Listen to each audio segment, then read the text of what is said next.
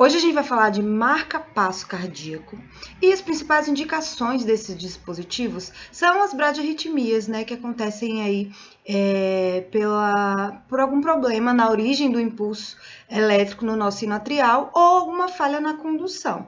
E uma das principais situações em que acontece esse tipo de falha são nos bloqueios atrioventriculares. Existem diversas indicações que já são bem definidas na literatura e outras mais controversas. O fato é que, se você tiver na sua unidade receber um paciente com um bloqueio atrioventricular total ou um bloqueio atrioventricular de segundo grau aí, avançado, com sintomas, né, com frequência cardíaca menor que 40, o QRS alargado, tudo isso aí associado a algum sinal de insuficiência cardíaca, pausa maior que 3 segundos. Todos esses fatores são indicativos de uso de marca-passo e o enfermeiro tem que conhecer esse tipo de alteração para que seja sinalizado mais rápido para a equipe médica, para que a indicação de tratamento para esse paciente ocorra de forma mais rápida possível.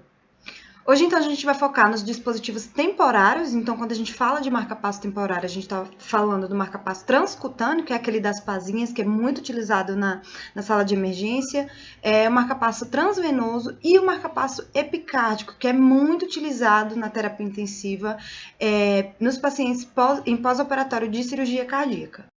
Então, quais são as minhas prioridades, né? O que é que eu tenho que estar atenta quando o meu paciente chega na unidade em uso de algum tipo de dispositivo como esse, ou é instalado algum dispositivo durante o meu plantão, né? Quais que são os principais pontos de atenção do enfermeiro ao paciente em uso de marca-passo temporário? Então, esse é o marca-passo transcutâneo, que é a principal alternativa nas situações de emergência, porque é uma alternativa mais rápida, uma instalação mais rápida, e é aquele dispositivo que você vai utilizar para estabilizar o paciente para a instalação do marca-passo transvenoso ou marca-passo definitivo. Então, inicialmente, um dos nossos cuidados é comunicar ao paciente, né? A equipe médica vai comunicar sobre o procedimento, sobre o quadro clínico, e nós também, enquanto enfermeiros, temos que comunicar sobre os possíveis desconfortos que o paciente pode vir a ter, né? Sobre como vai ser realizada a instalação do dispositivo e sanar quaisquer dúvidas que tenham ficado. É óbvio que existem diversas situações. Na maioria das vezes o paciente vai estar muito instável, muito desconfortável, não vai dar para conversar de maneira tão tranquila com o paciente, mas na medida do possível a gente tem que fornecer o máximo de informações até para que esse paciente se mantenha o máximo de tranquilidade no atendimento. A partir daí, então, para a instalação do procedimento, se for necessário, a gente tem que fazer a tricotomia do tórax. Aí nós vamos instalar esses eletrodos, que são essas pás adesivas, né, no tórax do paciente, conforme o fabricante, para que essas pás elas tenham a condução elétrica de uma maneira que atinja o maior número de fibras cardíacas. Em geral, você pode encontrar pás que você vai ter que instalar no lado superior direito do tórax e no inferior esquerdo, ou então outros fabricantes também têm pás que você coloca no tórax anterior, aqui mais na porção esquerda, e no tórax posterior à esquerda também. E também tem a opção de instalar na linha axilar média, né, de um lado e do outro. Então fique atento à orientação do fabricante. Então, a partir daí, o cabo do marca-passo deve ser conectado ao desfibrilador e o médico vai decidir, né, qual vai ser a sensibilidade que vai ser utilizada, a frequência, o output, e esses detalhes são ajustados nesse monitor do desfibrilador. A analgesia é muito importante porque esse dispositivo é muito desconfortável para o paciente. E monitorizar esse paciente continuamente, né? Não só deixar conectado ao marca-passo, mas colocar um monitor multiparamétrico, né? Monitorar a frequência, sim,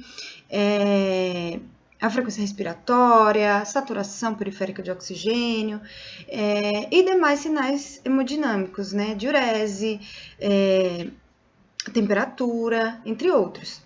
E por que a gente tem que focar nesses outros sinais, né? Diurese, temperatura, frequência respiratória, saturação periférica de oxigênio, perfusão periférica. Porque a gente vai buscar também sinais de baixo débito cardíaco, né? Então, precisamos ficar atentos aí a todos esses sinais do paciente. Já esse é o marca-passo transvenoso, que é um eletrodo que fica em contato direto com o endocárdio e ele é inserido como se fosse um cateter venoso central. Inclusive, ele tem até uma via acessória.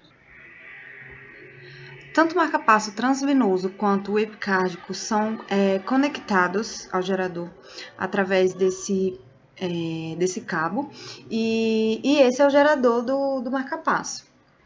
O polo vermelho geralmente é o positivo e o preto geralmente é o negativo. Nessa peça você vai conectar o eletrodo do marca-passo.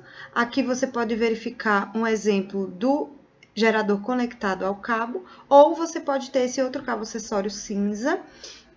Esse é o marca-passo epicárdico, que é instalado na cirurgia cardíaca e também é um tipo de marca-passo temporário. Então, quais são os pontos de atenção do enfermeiro, né? Primeiro, na hora de receber o caso desse paciente, entender a condição clínica dele, né? Claro, saber histórias antecedentes, mas assim, o que levou ele à necessidade desse marca-passo? Foi uma condição aguda? Foi medicamentoso? Já é uma condição prévia? Enfim, entender qual é essa alteração, porque se tiver alguma outra intercorrência no plantão, ou ele retornar ao ritmo sinusal, por exemplo, você vai saber adequar isso à situação do paciente. E aí também facilitar nas tomadas de decisão da equipe multiprofissional, né? Claro. Saber também os parâmetros aos quais aquele marca-passo foi instalado, né? O output, a sensibilidade, qual frequência que ele está.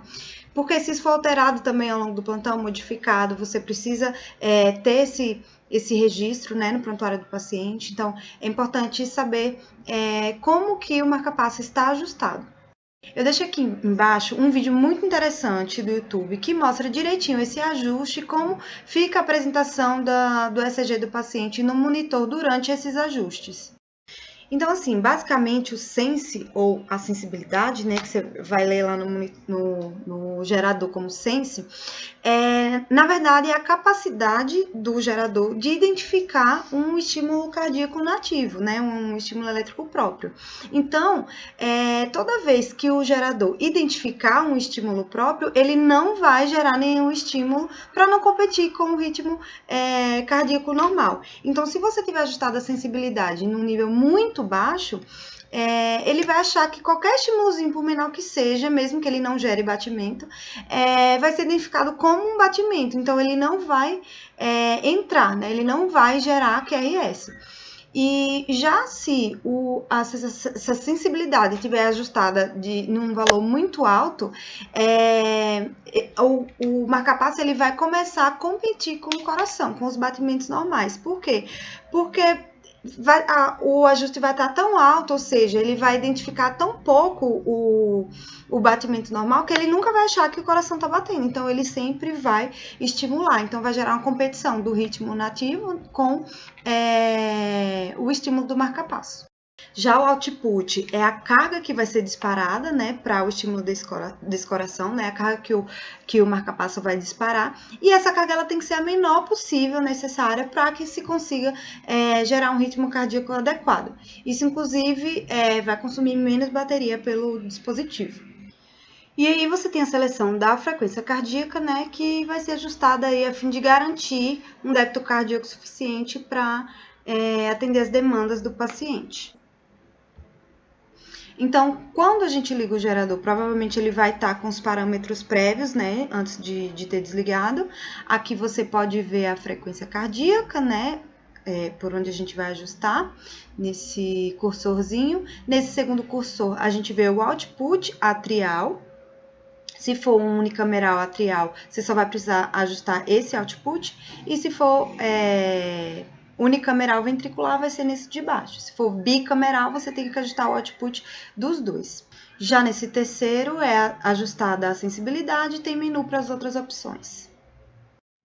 Outro cuidado importante é registrar qualquer alteração feita durante o plantão, ou seja, às vezes pode passar alguma visita médica e aí a equipe lá e alterar, por exemplo, a frequência cardíaca, ou então, depois dos ajustes de limiar, eles podem deixar os parâmetros diferentes do que estavam anteriormente, então a gente precisa deixar esse registro.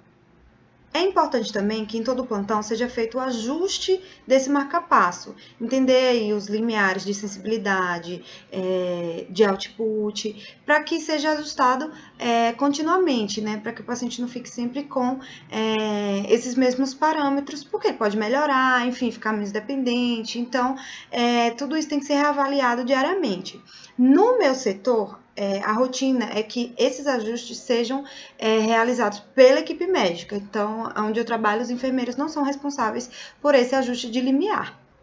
Outro cuidado importante é quanto às fixações, né, dessas conexões, porque principalmente no uso do marca-passo epicárdico, às vezes a conexão não fica tão segura, então é importante, conforme a rotina do seu setor, você deixar essas fixações o mais seguras possíveis. Principalmente quando não se está utilizando aquele cabo cinza que eu mostrei anteriormente, aquela conexão no gerador pode ficar muito frágil, então é importante a gente fixar com algum dispositivo utilizado aí na sua rotina. Outro cuidado importante também é a troca de curativos.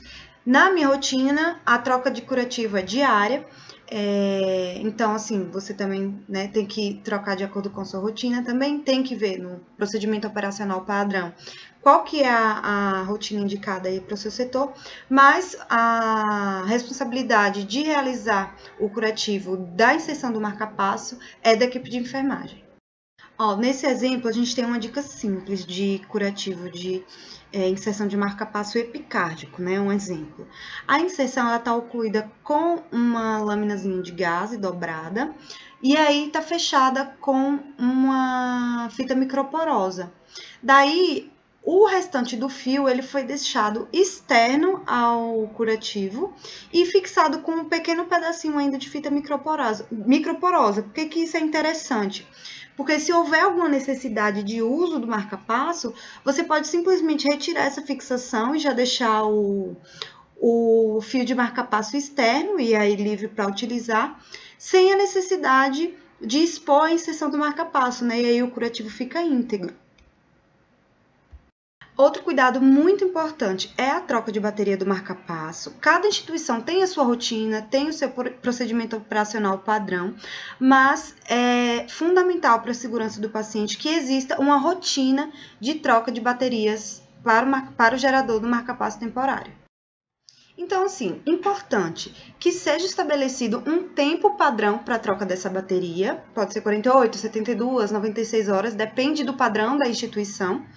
E essa troca pode ser feita pelo enfermeiro ou pela equipe médica. Também vai depender de instituição para instituição. E o mais importante de tudo é garantir a segurança do paciente, independente de como seja na sua instituição, seja 96 horas, 72 horas, ou se for você, enfermeiro, responsável pela troca, ou se for médico. O que importa é que essa bateria seja trocada por alguém que saiba realizar essa troca, que tenha segurança, e que essa troca ela seja registrada, né? Pode ser na folha de controles, no prontuário, ou uma dica aqui, por exemplo, é colocar uma etiqueta nessa porta da bateria com o horário e o dia que essa bateria foi trocada para facilitar essa informação, para deixar essa informação mais acessível para a equipe. E por último, porém não menos importante, é fundamental manter o conforto do paciente, manter ele informado a respeito de toda a situação, todo esse contexto em relação ao uso do marca-passo, e fornecer a ele o máximo de autonomia possível, né? O marca-passo temporário é um dispositivo que, assim, é uma monitorização a mais para o paciente, é um dispositivo a mais, um cabo a mais, um fio a mais, que muitas vezes atrapalha a mobilização dele no leito. Se ele estiver muito aflito, com muito medo dessa situação, ele vai ficar mais imóvel e desconfortável, né? E é importante a gente comunicá-lo, mas também fornecer autonomia, mostrar para ele os cuidados com esse dispositivo, como ele pode se mobilizar no leito, quando ele tem que chamar, enfim, sanar quaisquer dúvidas e deixar ele de forma mais confortável no leito possível, porque isso é fundamental, tanto para a segurança dele quanto para a recuperação. Então é isso, galera. Não esqueçam que eu deixei aqui embaixo o link para o vídeo no YouTube sobre os ajustes de limiar e o vídeo sobre a instalação do marca-passo transcutâneo. Não deixem de acessar, que estão muito bons esses vídeos. Então é isso, aproveitem, compartilhem, estudem e até a próxima. Beijo!